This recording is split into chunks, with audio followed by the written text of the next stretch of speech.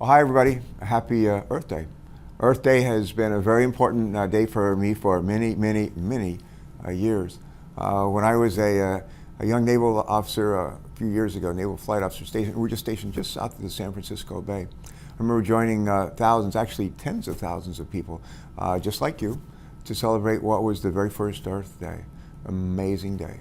In a remarkable way, that day, some 41 years ago, I was about 12 at the time, but it helped to change my life, ultimately leading me to serve not just in the United States Navy, but become governor and now to serve in the United States Senate, where Gaylord Nelson, the founder of Earth Day, served many years ago. As we observe this 41st Earth Day, I am reminded of the progress that we've made to help clean up our nation. We've made significant strides in the right direction, but we still have plenty of work to do.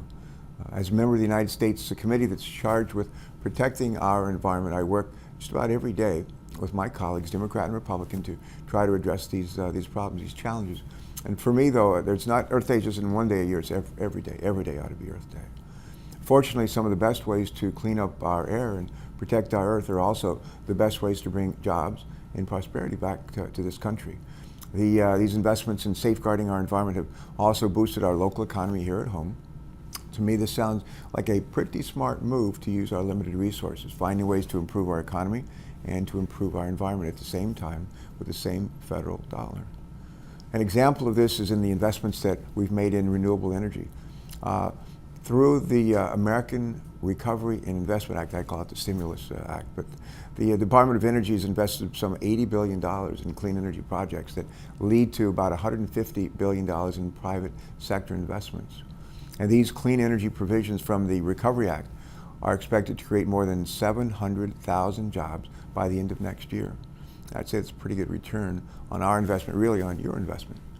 Now, there's a lot that we're doing at home in Delaware to make smart investments in both our economy and in our environment. Right off the shores of Rehoboth Beach, we're working to harness the power of the wind to create clean, renewable energy that will soon power thousands, I think about 100,000 of homes in our state and perhaps even more across the region. There's a company called Fisker, you may have heard of them, Fisker Automotive.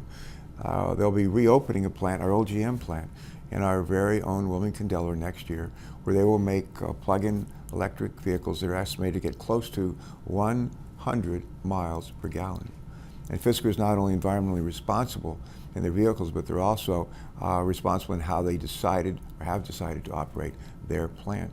The company opted, for example, to use or sell, for the most part, reuse almost all the old equipment from the General Motors plant, which helped to save energy and money and to reduce waste.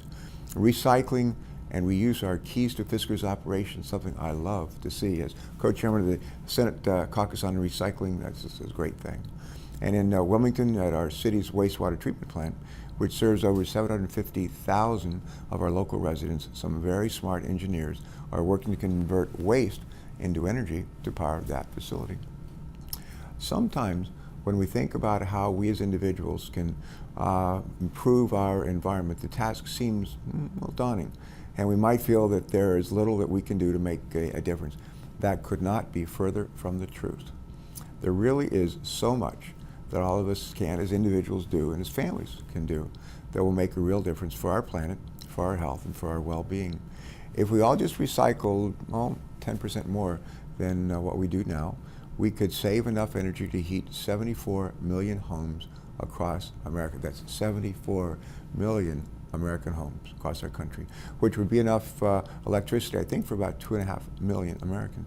And if just one person per household left their car at home and commuted by public transportation, carpool, walked or biked, that household's carbon footprint would be reduced by 30% per year. Think about that, 30%. And in doing so, we would be improving not only our environment, but also our health, something that's good for all of us in a nation where 1 out of every 3 people are on their way to being obese. These are just 2 examples of thousands each of us could do to be better citizens of this planet Earth. In closing, I want to thank you for letting me celebrate this 41st Earth Day with you. I call on all of you to join us to treat every day like it's Earth Day. And together, our small choices can make a huge difference. Happy Earth Day. Happy Earth Day to everyone. Thank you. God bless.